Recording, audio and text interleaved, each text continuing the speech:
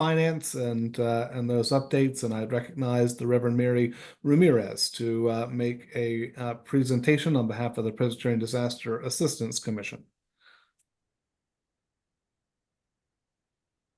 Mary, unmute yourself, and I'm trying to find you. Where are you? Oh, there you are. Oh, somebody's already spotlighted you. Thank you, whoever did that. Great. Hello, everyone. Can you see my slides? I can, yes. Thank you. Thank you, Mr. Moderator, and thank you, everybody gathered here together today. I am with the Disaster Assistance Commission for the Presbytery, along with Grace Johnson, Gertrude Washington, Pete, Gavin, and the Reverend Dr. Ella Busby.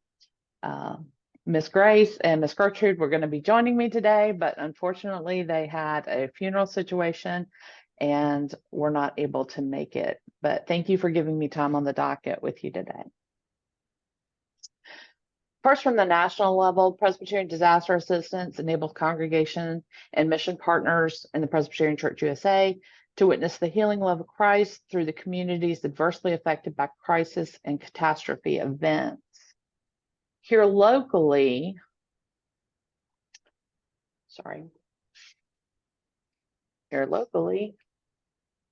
come on.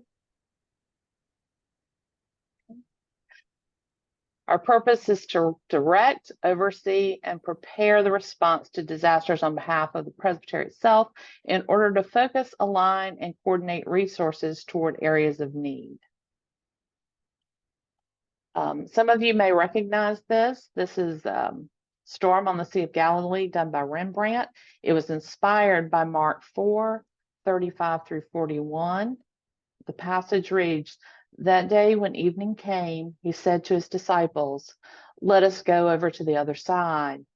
Leaving the crowd behind, they took him along just as he was in the boat.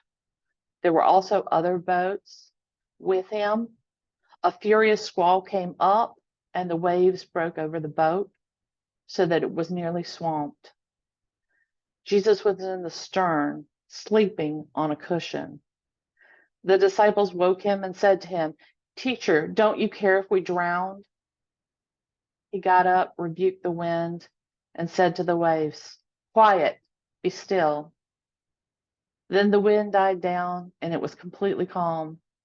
He said to his disciples, 'Why are you so afraid? Do you still have no faith?' They were terrified and asked each other, 'Who is this? Even the wind and the waves obey him.'" Who was in the boat? It's the question. It was the disciples, people who were called to follow Jesus. That's us. That's who we are. The questions that Jesus asked: why are you so afraid? And do you still have no faith? My husband asked me about this when I was working on the presentation, and he said, "Oh, is this one of those doubt passages?" And I said to my husband, who's former military, I said, "No, honey, I think it's one of those combat readiness questions." The question is, how do we work through our fear and maintain our faith in the face of life-threatening and altering events?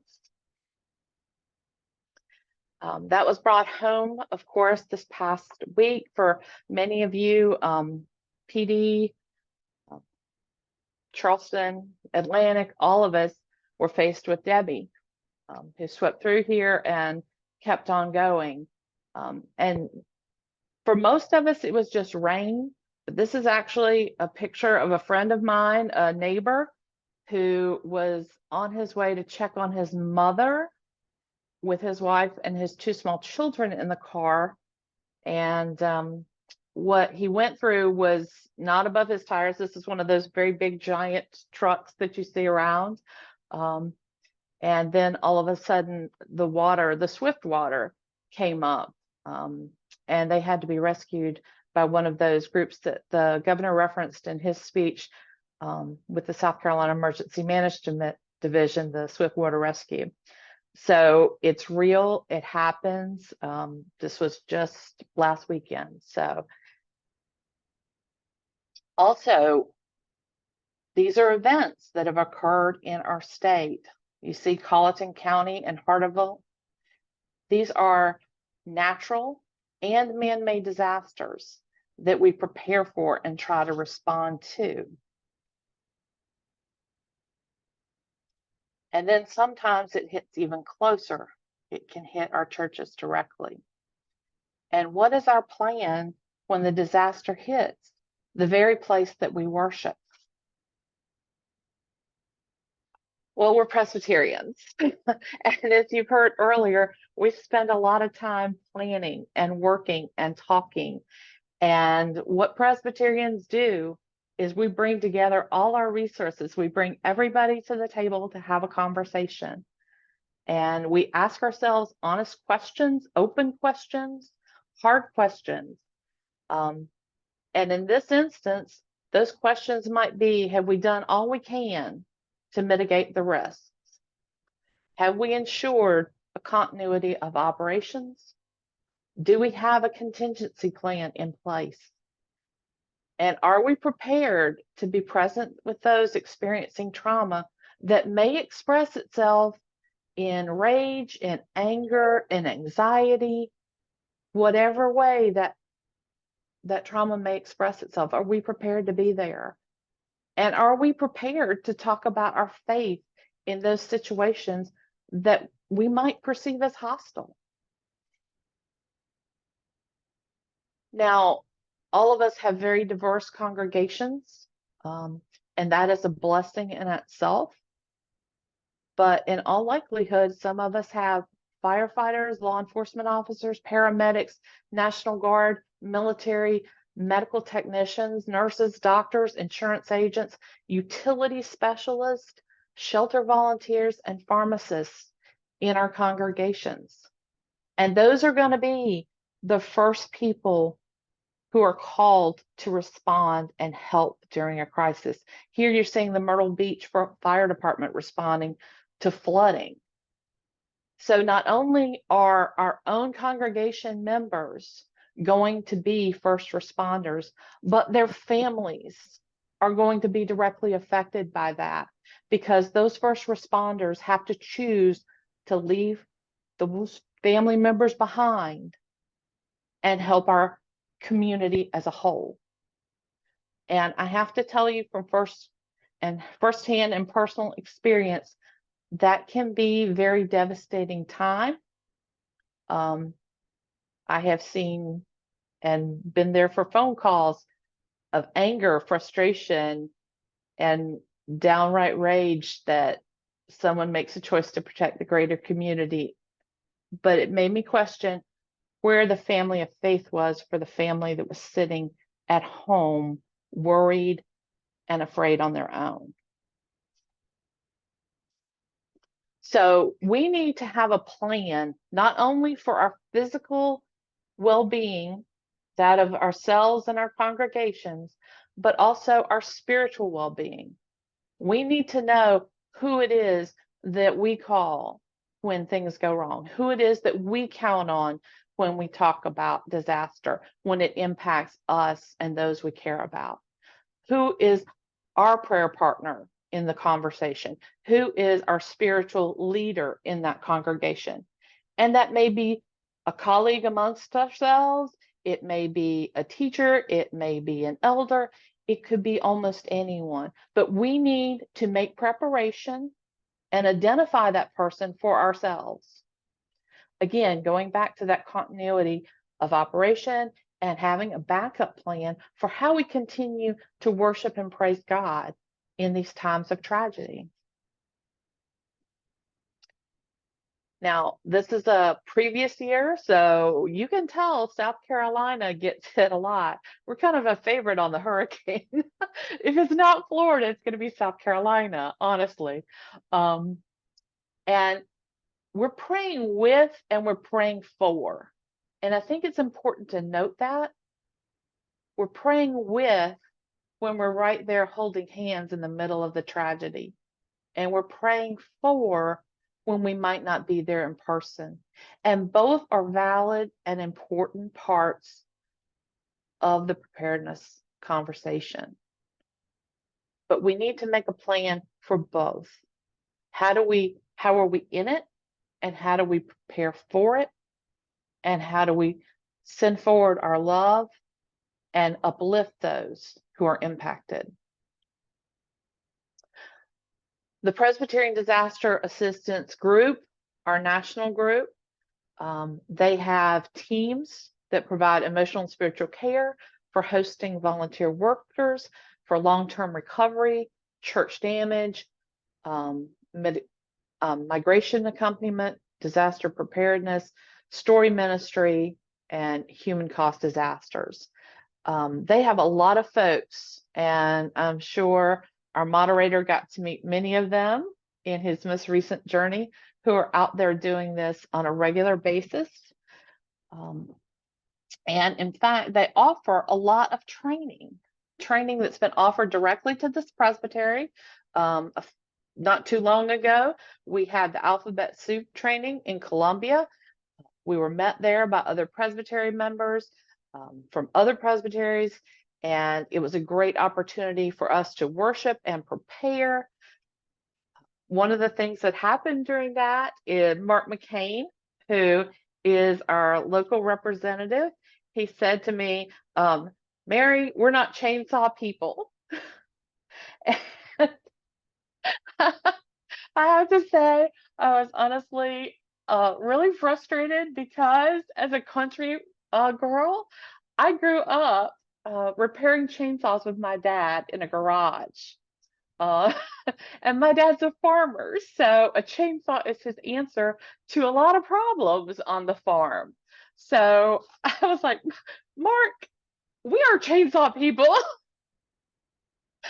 But I have to step back from that and apologize to him, because I think what he was trying to tell me is not everything is a physical response.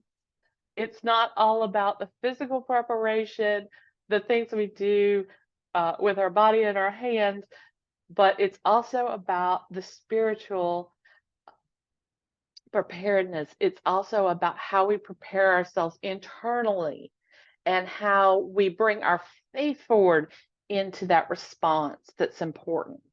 So I do owe Mark an apology for that reaction, but it's true. We are chainsaw people, but we're also God people. So we have to bring those two pieces together. We have to be able to make those preparations, have those disaster kits, use all the resources at our disposal, and also prepare ourselves to let God flow with us and through us as we respond. Last piece I want to add is knowing who our partners are in the conversation. We have a lot of partnerships. We have a lot of friends in the community. We have a lot of coalitions that we work with and through. These are just some of our partners. The Red Cross, the Coastal Crisis Chaplaincy Group, I've worked with them personally. There are a lot of people who will join us and who will join together in responding and raising up. The South Carolina Emergency Management Division, they have a lot of resources to offer us. So please, please, please take these opportunities with your congregations, your sessions, your other members, to find out who's around us and who wants to work with us in response to these crises.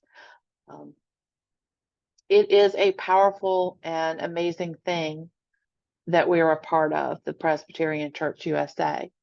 We have a lot of resources at our disposal, and we need to employ and deploy them with the best response possible.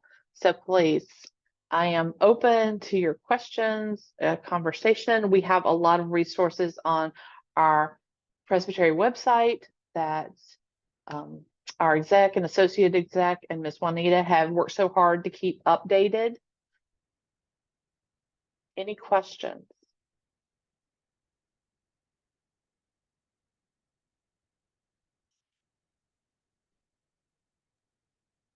Mr. Moderator, we do have one question Yep, I from see. Jack Humphreys, Mr. Moderator. Yep, Jack Humphreys, if you'd unmute and ask your question or offer your comment. It's a comment. All of the commission pastors have just received our information for the School of Theology in October. One of the things added to that this year, and I think it's the first time, I have not noticed it before, is disaster preparedness from a theological lens as an elective. Sometimes electives, when they make two, we have to make two choices. Last year, one was dropped, then it was finally put back. So the electives maintained themselves by the numbers.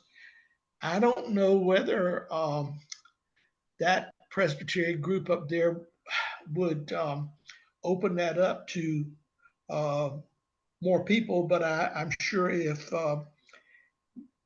we got in touch with Robin Morris to find out if those who are not on the lay pastor track or are necessary for continuing education could come to this, at least for this event. It's not expensive. I think the whole anyone can come to that. It is being advertised in this week, that School of Theology weekend coming up in October. That's a good point, Mr. Moderator, that Commission Pastor Jack Humphreys shares. But we can also, if there's some interest, I suspect, Mr. Moderator, we could ask our own PDAC to present something, either online or in person. Great, thank you, Jack, for the comment and lifting up that that offering at the Lay School of Theology. Are there other questions?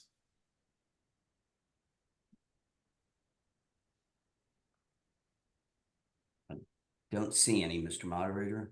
I don't see any at this time. I did see the comment coming in about the excellence of the presentation, so I wanted to be sure you saw that, Mary, and indeed, thank you for taking the time to put that together and to present that information to us, and for your service on our New Harmony PDA Commission. Thank you, Mr. Moderator.